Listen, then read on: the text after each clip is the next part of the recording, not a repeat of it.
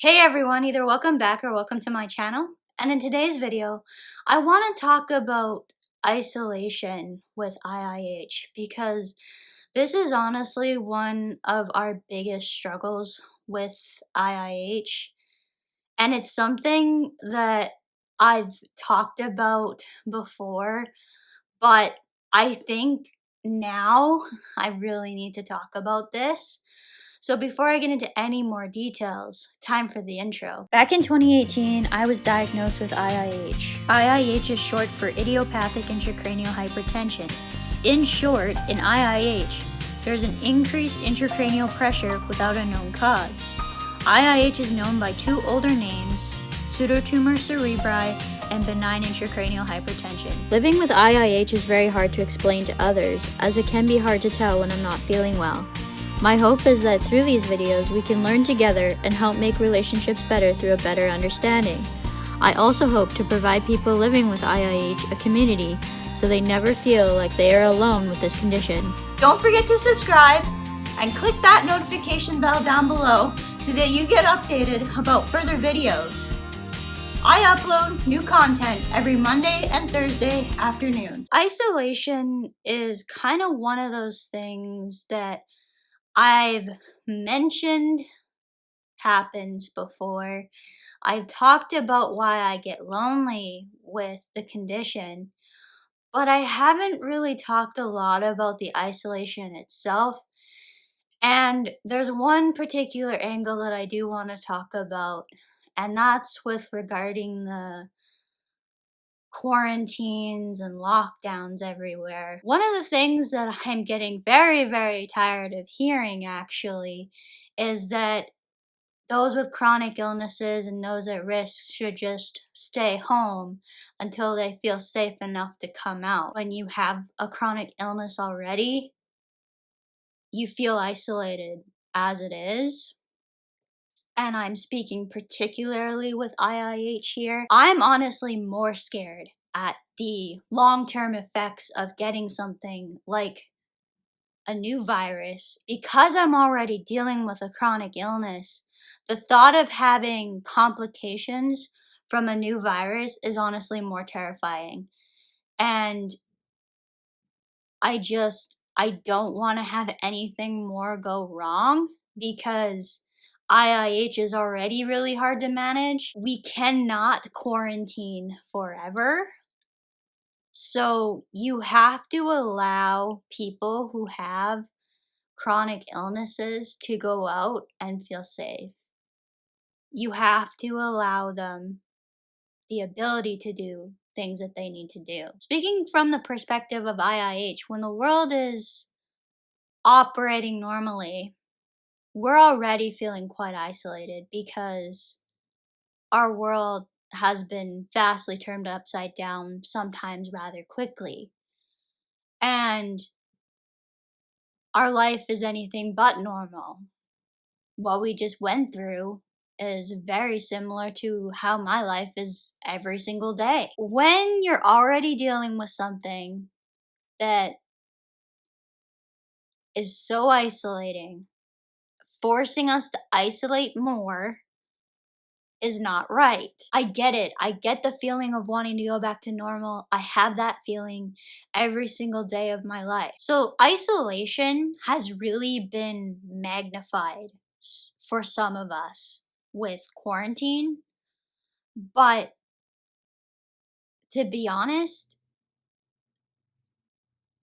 my life didn't change all that much. And I liked it in some ways because I feel terrible when I can't meet my obligations, and I feel terrible when I feel like I haven't kept my promises. And when you plan on going somewhere with somebody or meeting someone somewhere, and you're not able to fulfill that obligation, for someone like me, that's a really, really hard thing to honestly deal with. It's very emotional. And I feel like I'm letting that person down. IIH is quite rare, so there's isolation because it's very hard finding someone who you share really anything in common with, but we don't get out a lot, except for certain things, it's very difficult. It's so subjective. And the part of it being invisible makes it isolating as it is. Now, I experienced quite severe isolation last year, about 3 weeks into breaking my ankle, because I was so reliant upon others to help me really get anywhere. And then getting anywhere was really tough too. And so I went through some really bad isolation last year. And like I said, with IIH, this just compounds because, as I was saying before, it is so isolating already having a chronic illness that the world hasn't really even heard about, and that you can't physically see when I'm experiencing symptoms of it. So the fact that IIH is not only chronic but invisible, it's very tough to have people understand what you're going through. There's a lot of reasons why we feel isolated with IIH. And having nobody else really close to us who is experiencing the condition is probably one of the reasons why we can feel so isolated. Another reason why people can feel isolated is because they lose the people that they need the most. So, for those of us who lose our family and friends because we're no longer able to really socialize and get out, that's really tough. And we can also feel isolated because honestly, dating is very, very difficult with this condition. So, if you're a single person in your early 20s, and let's say that you were focusing on your career instead of focusing on your dating life, people tend to run the other direction when they hear you have IIH, especially when you start talking about it. Because basically, if you date somebody with IIH, you're in a relationship with that person and the IIH as well.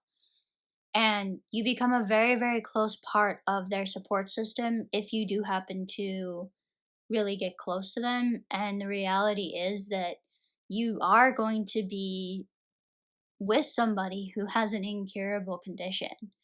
Yeah, there's possibility that they can go into remission at times, but it's going to be there and it's going to be in the background, whether they're doing well or not. And you always have to be aware of the fact that it is something that is a concern. Losing family members is a very real reality of living with this condition. This goes for friends too. The reality is, I can't get out as much as regular people to meet new people. And it's very, very hard to maintain friendships because you got to be committed to spending time with other people in order to get to know them better.